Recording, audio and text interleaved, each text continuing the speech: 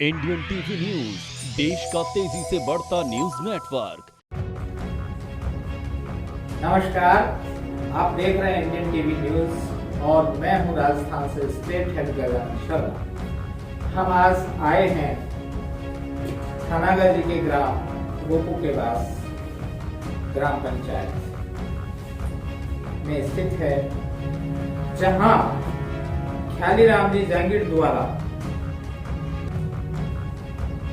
से मालूम चला है कि एक सनसनीखेज मामले की पड़ताल पर आए हैं, जहां ख्याली राम जी ने शिकायत की है कि ग्राम गुआड़ा गोपाला के जो वर्तमान सरपंच हैं श्री जगदीश नारायण जी, उनके विरुद्ध ख्याली राम जी ने एक मामला माननीय उच्च न्यायालय के यहाँ दर्ज करवा रखा है और कई प्रकार की शिकायतें ख्याली राम जी द्वारा दी गई हैं, जिसमें उन्होंने सरपंच जगदीश नारायण पर आरोप लगाया है कि सरपंच के द्वारा चुनाव के दौरान संतान संबंधी तथ्यों को छुपाने एवं गलत तथ्य प्रस्तुत करने संबंधी शिकायत दर्ज करवाई है। तो आइए देखते हैं और ख्याली राम जी से बात करते हैं कि ये मामला किस तरह से था, क्या कहीं कोई आपसी द्वेष भावना से लिप्त तो नहीं था। इसी की पड़ताल के लिए हम यहाँ पहुंचे हैं, तो मैं ख्याली राम जी से बात करेंगे।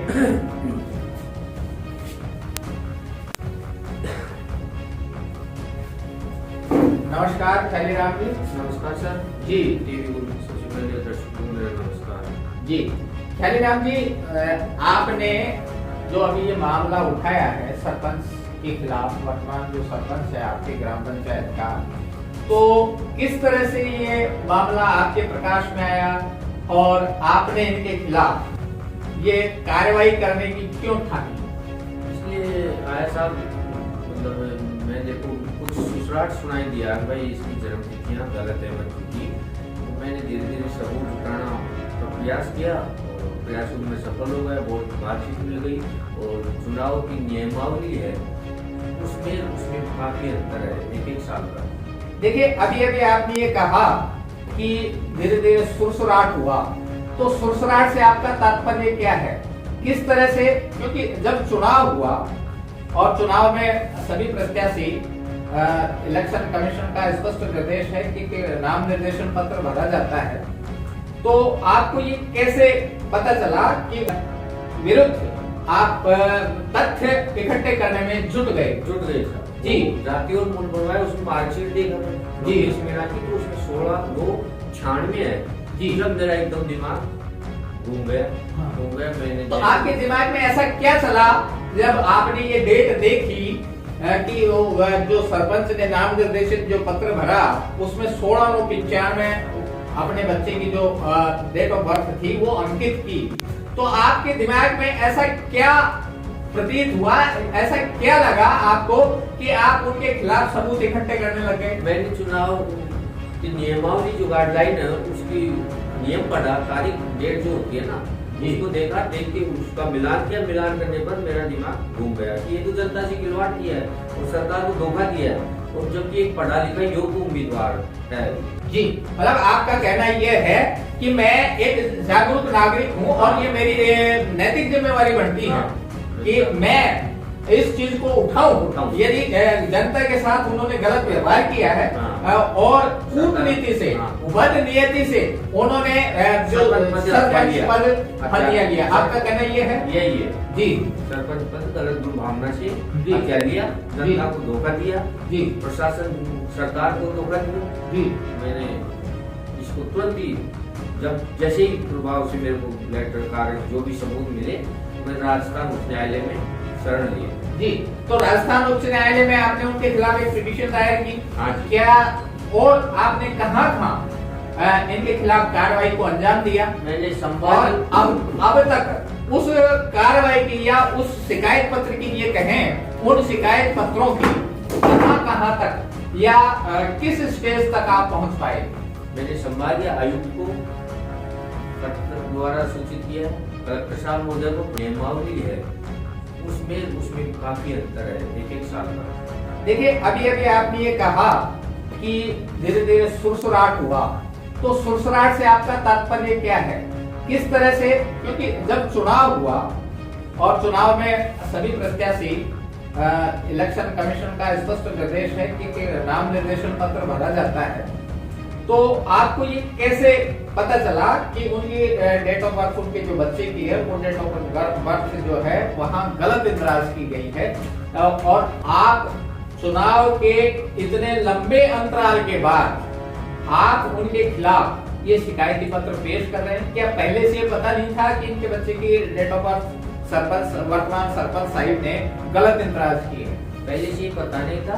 इसके लड़के लोकेश मीणा ने जब जाति और मूल बनवाए तो उसमें मार्कशीट लगी हुई थी जी, उसके नॉमिनेशन जो फॉर्म भरे जाते हैं उसमें जन्म तिथि जो दिनांक भरी थी उसका मुझे ध्यान था 94-95 भरी है जी। क्या क्या डेट भरी थी उन्होंने? 16/9/95 लोकेश 16/9/95 जो नाम निर्देशन पत्र था सरपंच साहब के द्वारा, जिस रोज इलेक्शन हुआ पीठासीन अधिकारी को, जब वो इलेक्शन फॉर्म नाम निर्देशन फॉर्म जब सबमिट किया गया तो उसमें सरपंच वर्तमान जो सरपंच साहिब हैं जगदीश नारायण जी मीणा, उनके द्वारा उनके जो बच्चे की जो जन्म तिथि थी वो गलत इंदराज की गई। आपका ये कहना है कि 16/9/95 दर्ज की गई, जबकि इलेक्शन कमीशन के साफ निर्देश हैं 27/11/95 के बाद तीसरी संतान नहीं होनी चाहिए। तो आपने इसी अंदेशे को ध्यान में रखते हुए आपने सरपंच के विरुद्ध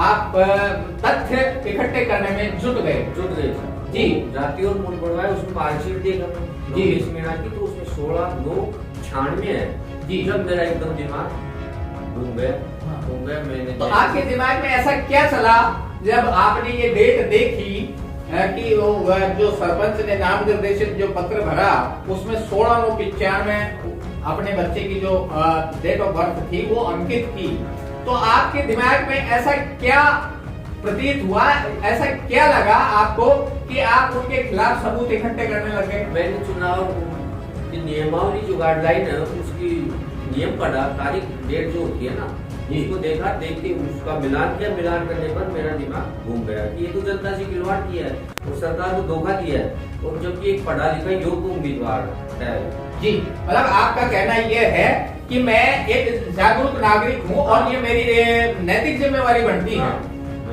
आपका कहना यह है कि मैंने जिन जिन विभागों को, पंचायत राज हो गया, पंचायत राज मंत्री हो गया, प्रधानमंत्री कार्यालय में भी आपने ये किया, क्या पुलिस में भी या एसडीओ यहाँ, क्योंकि तहसील का जो मुख्यालय का जो उपखंड अधिकारी होता है वो निर्वाचन अधिकारी होता है, क्या आपने यहाँ जो ग्राम पंचायत स्तर पर जो तहसील कार्यालय है वहाँ एसडीएम का जो ऑफिस है, निर्वाचन अधिकारी जो हमारे यहाँ तहसील हेडक्वार्टर में बैठते हैं, क्या उनको भी आपने लिखित में कोई शिकायत लिखी थी?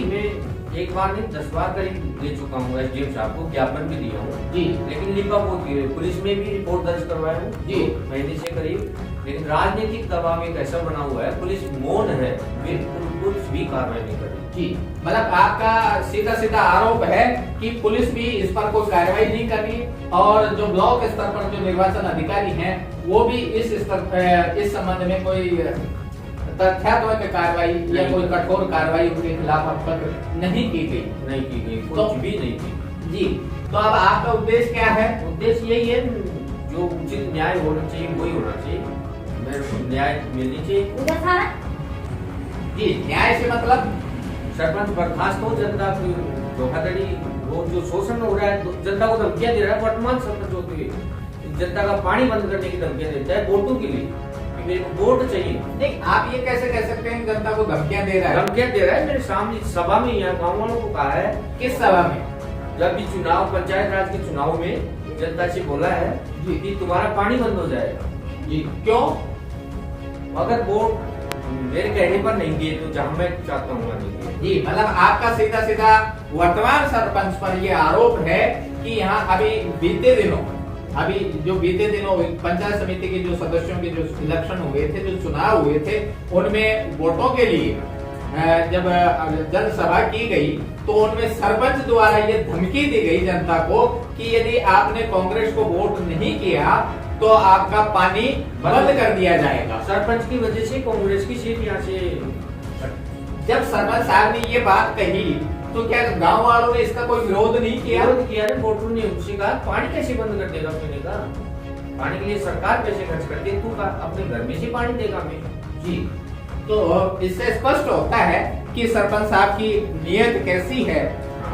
ये तो जैसा कि ये बता रहे हैं कि सरपंच साहब ने पानी के, क्योंकि पद का दुरुपयोग इससे सिद्ध होता है कि जैसा कि इन्होंने बताया कि खुलेआम जनता को ये धमकियां देना, मूलभूत आवश्यकताओं से महरूम रखना, वंचित रखना, सरपंच साहब की ये सोच ये बता रही नीयत कैसी है।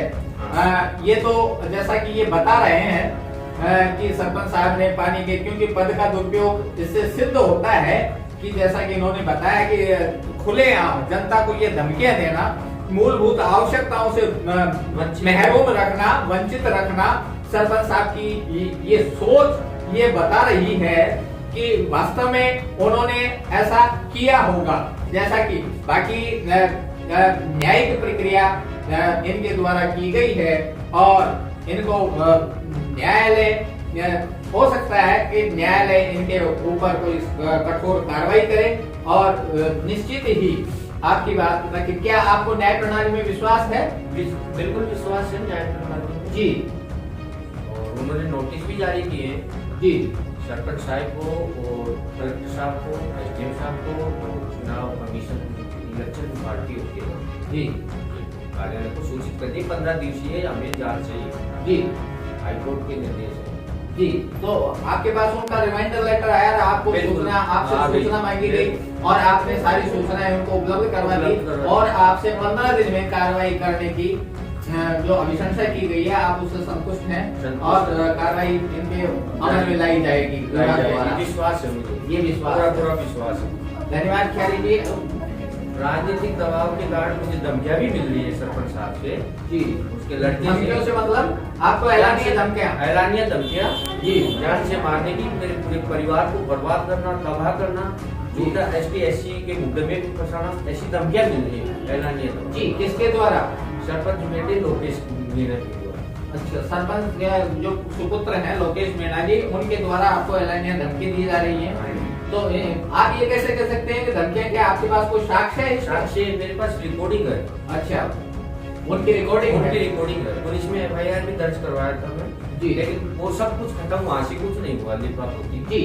जब इस तरह की ऐलानिया आपको धमकियां मिली तो क्या आपने इस पर कोई उनके खिलाफ कोई ऐसी कार्रवाई की, कानूनी कार्रवाई की? क्या पुलिस में कोई एफआईआर करवाई? उनके नाम दर्ज गए थे, पुलिस वाले वैसे लेकर रहते कूड़े में डाल दिए जी, बोले आप उठा जाएंगे उसको, लेकिन आज तक कुछ नहीं हुआ। लेकिन ये धमकी आना बंद हो गई। नहीं तो ये तो आपका कानूनी अधिकार है ना। आप जब पुलिस में एफआईआर लिखवाने गए तो आपने एफआईआर दर्ज क्यों नहीं करवाई? इसके पीछे क्या कारण रहा? बोला हम उठा लेंगे, जो धमकियां मिलती ना जी, उन लोगों को उठा लेंगे। फिर आप दोबारा क्यों नहीं गए? दोबारा गए, बोला हमारी बात हो गई, कुछ नहीं करेंगे तुम्हारा धमकी होगा, ऐसी बात हुई। जी, बहुत बहुत धन्यवाद ख्याली राम जी इंडियन टीवी से बात करने के लिए। नमस्कार, आप देख रहे हैं इंडियन टीवी न्यूज। यह एक नेशनल डिजिटल चैनल है। मैं मध्य प्रदेश से स्टेट हेड बुलंद सिंह यादव। नमस्कार, आप देख रहे हैं इंडियन टीवी न्यूज और मैं हूं राजस्थान से स्टेट हेड गजानन शर्मा। नमस्कार, आप देख रहे हैं इंडियन टीवी न्यूज। मैं शहजाद खान, सागर, मध्य प्रदेश। नमस्कार, मैं हूं राजेश और आप देख रहे हैं इंडियन टीवी न्यूज। बने रहिए इंडियन टीवी न्यूज के साथ, आगरा। नमस्कार दोस्तों, आप देख रहे हैं इंडियन टीवी न्यूज़ और मैं हूं बिजनौर से मयंक यादव।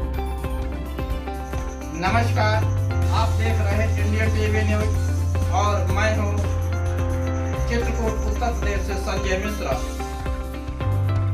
नमस्कार, आप देख रहे हैं इंडियन टीवी न्यूज।